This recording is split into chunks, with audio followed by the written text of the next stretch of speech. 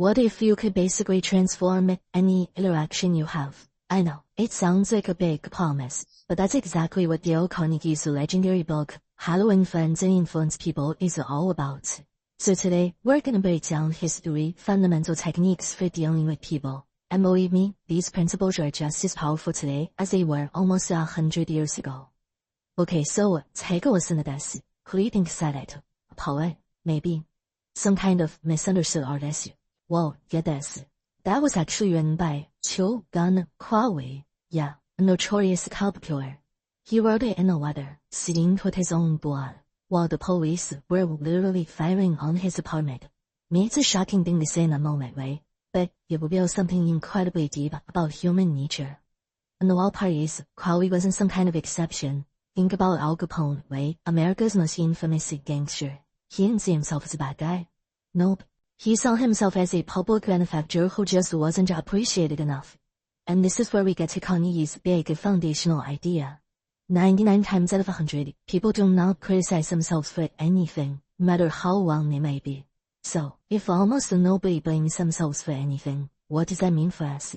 Well, it means that our go-to instinct when dealing with people, criticism, is pretty much guaranteed to backfire.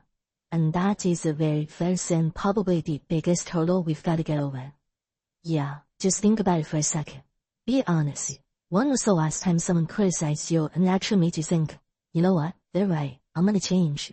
Probably never, right? Well, Carnegie explains exactly why that is. So here's the psychology behind it. Criticism is totally futile because it doesn't inspire change. It just puts people on the defensive. It makes them dig in their heels and justify what they did. It wounds their pride, makes them worse than you, and usually just makes everything worse. Carnegie has this great analogy for it. It's like kicking the beehive to get honey. All you want to do is get stung. And look, this isn't just some abstract theory. There's a real-world danger here. Even Abraham Lincoln, yeah, that Lincoln, had to learn this lesson the hard way. When he was a young man, he loved to publicly ridicule his political opponents. Well, one time he took it too far, and the politician challenged him to a duel to the death. A duel with broadswords. That little near-death experience taught him a lesson he, never forgot for the rest of his life. That's for the Israel, he's president now. After the Battle of Gettysburg, he is absolutely furious with the general for letting the enemy army get away. So he sits down and writes this gaping, bullet-spewing letter. But, and this is the important part, he never sent it. He looked at it and probably felt, what good is this gonna do? He knew it would accomplish absolutely nothing except making a general defensive and damaging the relationship for good. And all of this brings us right to Carnegie's first fundamental principle. It's simple. Don't criticize, condemn, or complain. It's so tempting, but it just doesn't work. Instead of judging people, try to understand them. That is where real influence actually begins. Okay, so if criticizing is out, what should we be doing instead? That brings us to Carnegie's second technique. This one is all about being proactive, and it taps into what is maybe the single most powerful motivator in all of human nature. The philosopher William James put it perfectly. He said, the deepest principle in human nature isn't a wish or a desire. It's a craving to be appreciated. Think about that word, craving. It's like a deep, gnawing hunger that every single one of us has, to feel important, to feel valued. And you know, understanding this one craving has some serious real-world value.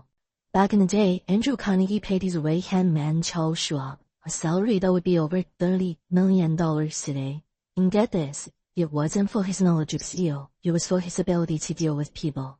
So what was his secret? So simple. It was appreciation. But, and Carnegie is very clear on this point, this is not about cheap flattery. You know, flattery is insincere, it's selfish. And honestly, most people can spot it a mile away. Real appreciation, on the other hand, that's totally different. It's sincere, it comes from the heart, it's about genuinely seeing the good in other people, and everyone loves it. And there it is, principle number 2, give honest and sincere appreciation. So instead of always looking for what's wrong with people, which is kind of a default setting, you have to train yourself to look for what's right. And when you find it, say it. Give that honest, sincere appreciation. Carnegie called it the legal tender that all souls enjoy, and I just love that. Alright, let's talk about the third and final fundamental technique. This one is all about getting other people to take action. And to explain it, Carnegie uses this simple, but honestly brilliant metaphor about how to get people to want to do the things you want them to do. It's so simple, but it's something we forget all the time. Carnegie says, personally, I love strawberries and cream, but you know what, fish before worms. So when he goes fishing, he doesn't think about what he wants to eat. He thinks about what the fish wants. Our natural tendency is to talk about what we want, but if you want to influence anyone, you can't your boss, a customer, you have to stop and think about what they want. You gotta bait the hook to suit the fish. And Carnegie actually lived by this. He tells this great story about a hotel that tried to triple his rent. Now his first instinct was probably to complain away, but he didn't. Instead, he approached the manager and framed the entire conversation around the hotel's interests. He literally wrote down a list of the advantages and disadvantages for the hotel of him saying, by focusing entirely on their needs, he got the outcome he wanted and he didn't even have to argue. It's just like Henry Ford said, if there is any one secret to success, this is it. It's the ability to get the other person's point of view and see things from their angle just as clearly as you see it from your own. That's skill. It's everything. So that's principle number 3, arousing the other person and eager want. The whole trick is to connect what you need with something they already desire. You frame your request in a way that makes them genuinely excited to go along with it.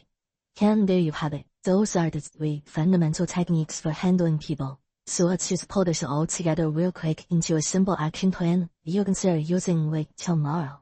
Okay, so number 1, bite your tongue. Resist that powerful urge to criticize, condemn, or complain. Instead, just try to understand where they're coming from. Number 2, be an appreciator. Actively look for the good points in others and tell them, sincerely. And number 3, bait the hook. Always think in terms of what the other person wants and frame things from their point of view. So I'll leave you with this question. Think about your life right now. What's one conversation coming up maybe tomorrow or next week that you could handle differently using these ideas? How could you apply these 3 simple principles, no criticism, sincere appreciation, and focusing on their eager want, to completely change the outcome? Because when you start applying these ideas, you'll find it can truly transform your relationships, both at work and at home.